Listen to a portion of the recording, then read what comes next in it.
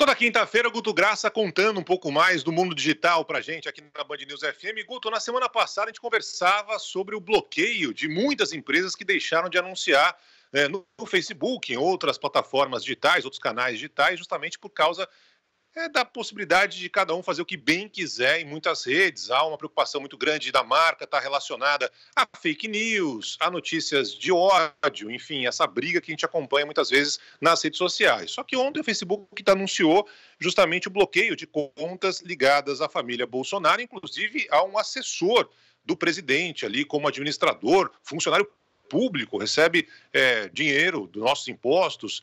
Conta pra gente mais a decisão do Facebook. Guto, bom dia para você. Bom dia, Barão. Bom dia, Carla. Bom dia, essa audiência maravilhosa aí da Band. Vamos tentar entender um pouco isso, que não foi uma manifestação contrária ao presidente Bolsonaro. Isso veio posterior ao Facebook divulgar uma auditoria independente de direitos civis que relatou algumas coisas. Ou seja, esses bloqueios eles aconteceram por argumentos técnicos, não eram argumentos de conteúdo. Ponto. Era argumento de uso de ferramenta para turbinar, era argumento de uso de conta falsa e de envio de spam. Então a gente tem que contextualizar um pouco para não parecer que é o Facebook contra o presidente Bolsonaro ou criar uma nova teoria de conspiração. Não. Foi um movimento mundial, vários outros países sofreram isso. Teve no Equador, teve na América Central, no Canadá, ou seja, foi um desmembramento de algumas ações. O que me parece, Barão, uma tentativa do Facebook que fica muito claro dele fazer, olha, estou fazendo nossa parte. Só que qual é o grande trabalho e o grande desafio? Como você fazer que a gente consiga prosperar o debate, a verdade, o debate saudável, sobretudo, sem ter que fazer nenhum tipo de censura? Porque o que me parece alarmante não é que exista a conta falsa ou a conta operada com o intuito de divulgar. Você não pode ter isso dentro de governo. Seja governo do PT, seja governo do Bolsonaro. Aí foi exatamente o que parece que fica desagradável é esse tipo de proximidade, Barão.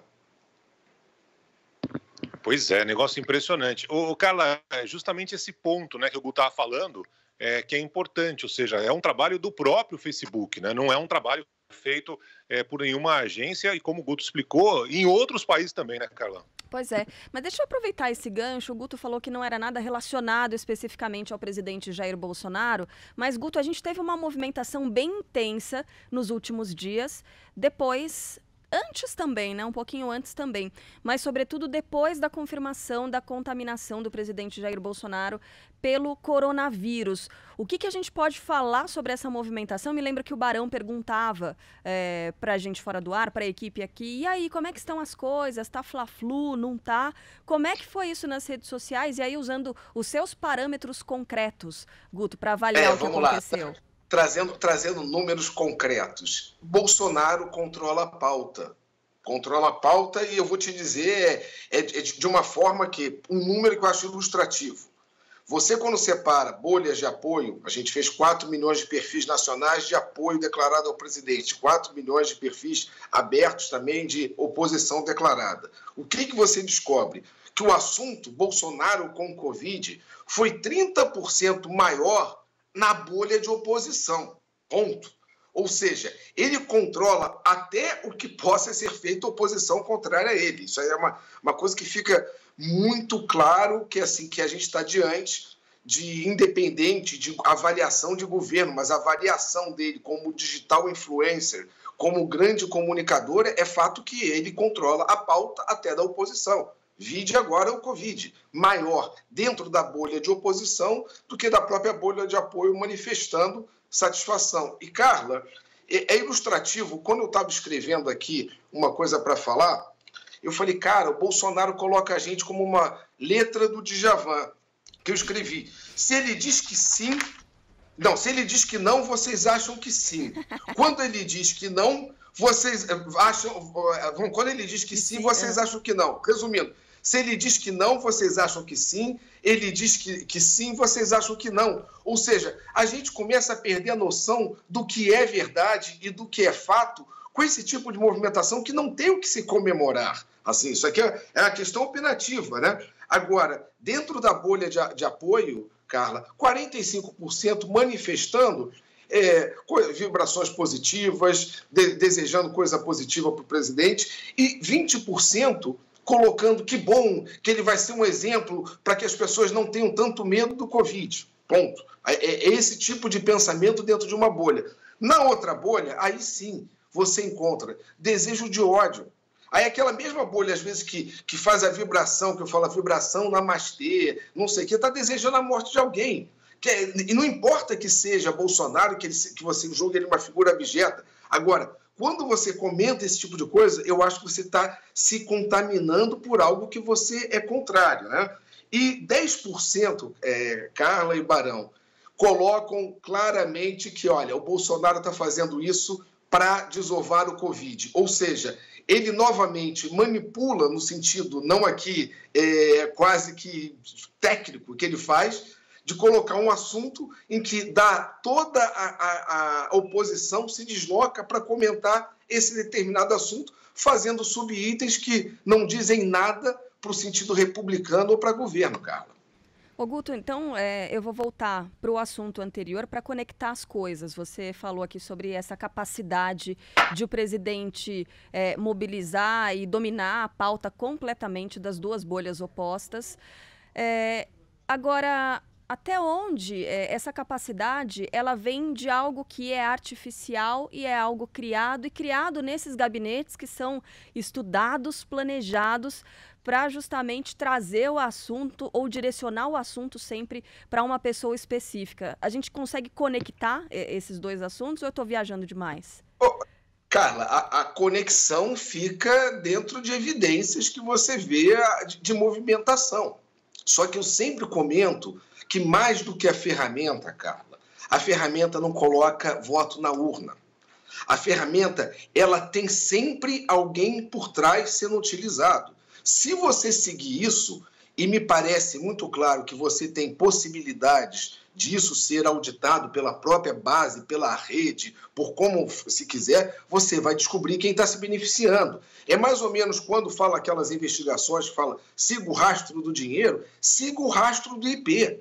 Você vai chegar, ou siga em quem se beneficiou com esse tipo de informação. É muito claro, assim, conseguir juntar essas pontas, junta quem quiser fazer no sentido investigativo. Assim, a clareza os fatos são apresentados e cabe a quem investigue fazer as conexões, cara.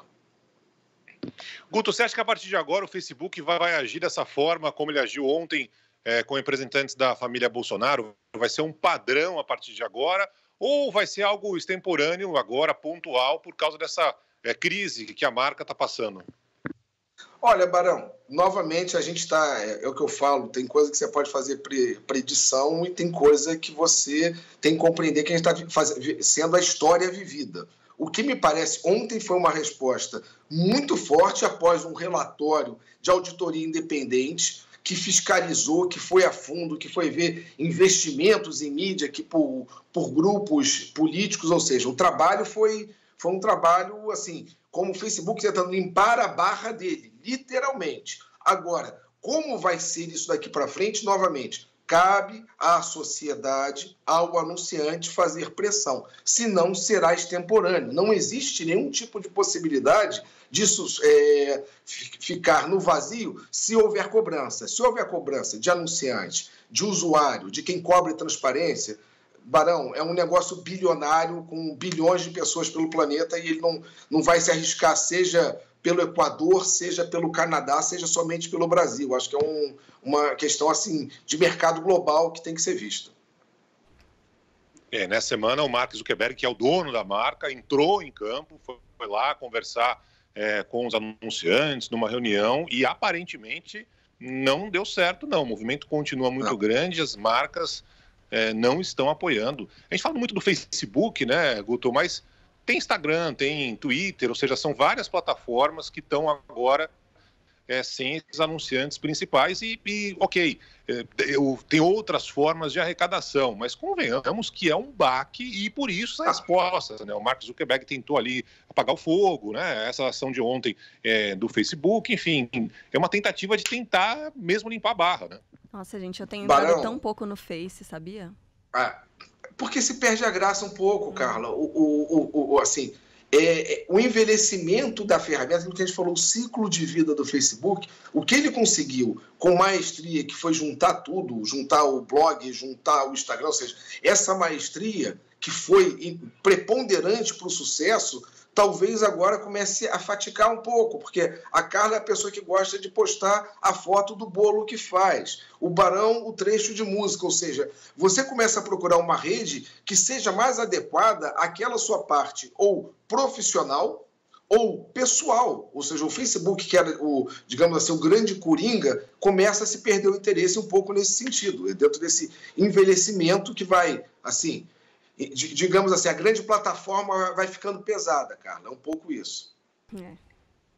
Muito bem, o Guto Graça volta na próxima semana conversando com a gente aqui no Pulso Band News, traduzindo um pouco do que a gente está acompanhando aí no mundo digital. Um abraço, Guto, até a próxima.